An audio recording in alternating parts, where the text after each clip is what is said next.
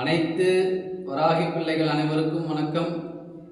எதிர்வரக்கூடிய 7ஆம் தேதி திங்கட்கிழமை வளர்பிறை பஞ்சமி பூஜை மிக சிறப்பாக நடைபெற உள்ளது.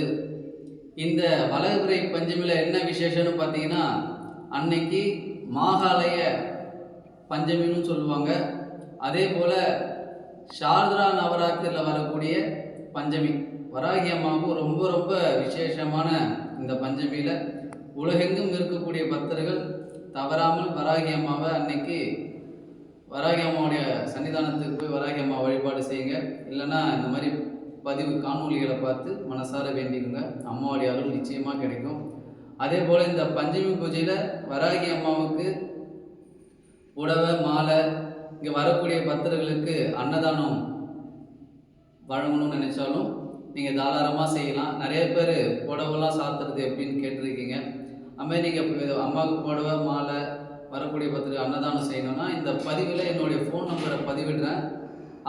அதுக்கு தொடர்பு கொண்டு நீங்கள் என்ன செய்யணுன்றதை என்கிட்ட கேட்டிங்கன்னா அதை நான் உங்களுக்கு சொல்லுவேன்.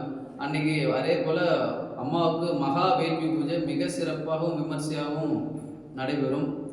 அன்னைக்கு எல்லாரும் போயிட்டு அம்மாவை மனசார வேண்டிங்க. முடிஞ்சதுன்னா இங்கே இருக்கிற பக்கத்தில் இருக்கக்கூடிய வராகி கோயில் இருந்துச்சுன்னா கூட அங்கே மஞ்சள் மாலை 54 எண்ணிக்கையில் இல்லைன்னா 108 எண்ணிக்கையில் மஞ்சள் மாலை கட்டி எடுத்துகிட்டு போயிட்டு உங்களுடைய வேண்டுதல் என்னவோ அந்த வேண்டுதலை சொல்லி அம்மாவுக்கு போய் சாத்துங்க. உங்கள் வேண்டுதல் நிச்சயமாக நிறைவேறும். உலகெங்கும் இருக்கக்கூடிய பக்தர்கள் வராகி அன்னையுடைய அருள் பெற்று உடல் ஆரோக்கியத்துடனும் மன மகிழ்ச்சியுடனும் வாழ்க பல்லாண்டு என்று வாழ்த்துகிறேன்.